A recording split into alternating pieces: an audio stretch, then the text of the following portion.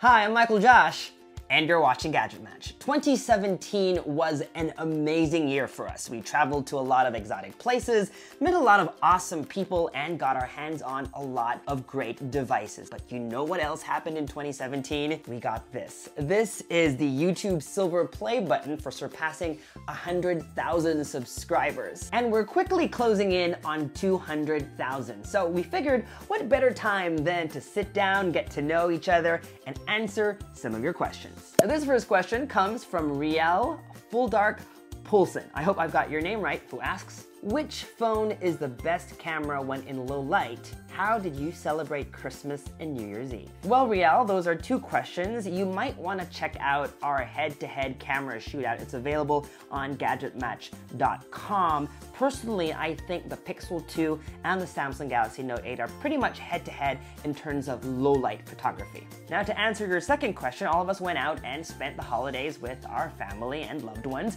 But the problem with us techies is that the Consumer Electronics Show, or CES, the biggest tech show of the year, starts in the first week of January every year. So as much as we wanted to get into the holiday spirit, we had to prep for CES to kind of get our minds in the game. So we did relax a bit, but there were also a lot of behind-the-scenes preparations going on. You should definitely check out our CES coverage at GadgetMatch.com/CES 2018. The next question comes from Carlitos Huelva on Facebook, and he asks, do you think Nokia made a good comeback? We've been closely following Nokia's comeback, and we've got to say they have made a lot of waves. The Nokia 3310 in particular was a really nice retro device that kind of got people's attention. To be honest, it even overshadowed every other phone launched at MWC. Nokia also had some pretty good flagships, and we're excited to see what 2018 brings for them. John Molina asks on Facebook, what do you think is better, the Huawei Mate 10 or the Mate 10 Pro?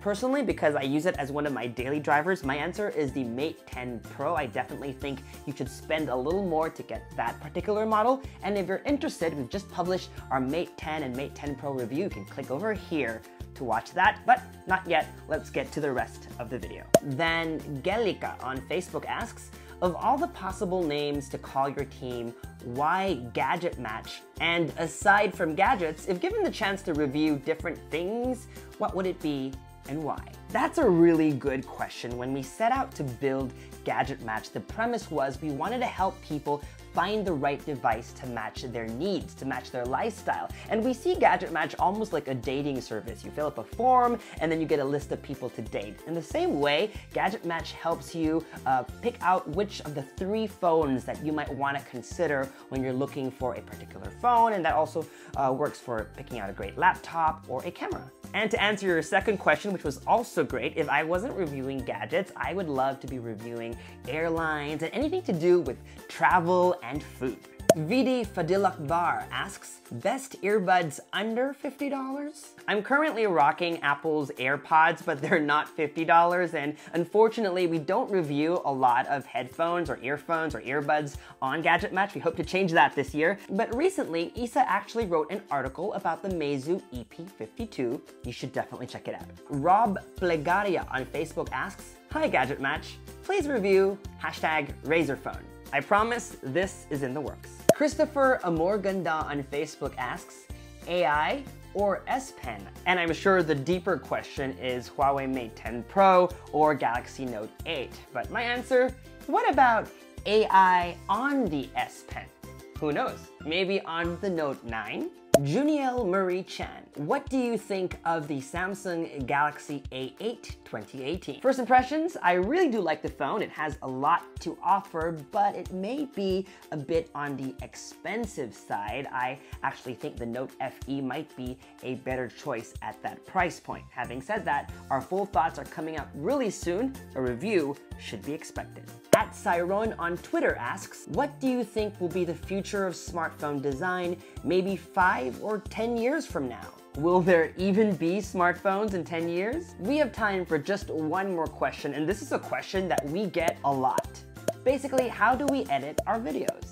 Usually we shoot spiels, we have a separate audio track, and then we shoot B-roll. This is Chai. She's one of our producers. She's also a camera woman and a video editor extraordinaire. She usually starts by cutting up the voiceover to remove any dead air or whatever parts that are unusable, because if you notice, we try to make our videos fast-paced. And then she puts the clips that match what is described in the voiceover. We also tend to shoot more than one clip or more than one angle for one scene so that it doesn't get too boring. Once the whole thing is done, we add what we call bumpers. These are just visual aids that describe each section of the video to help you guys follow along, especially when we do reviews, because they do tend to be longer than 5 minutes.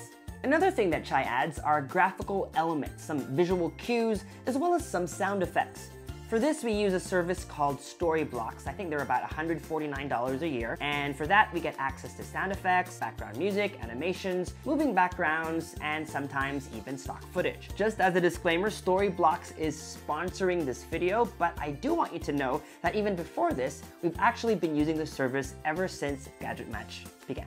What we like about the service is that it saves you time and money because you don't have to hire an animator, for example, and you don't have to worry about YouTube copyright strikes when you're using someone else's music. And if you didn't know by now, we have a website. It's GadgetMatch.com. I always tell you to make it your daily habit, and I hope you do. Just a few weeks ago, we pushed out a new design. Let me know what you think. On our website, we also use Storyblocks to kind of supplement the photos that we don't have when we need vectors or other illustrations.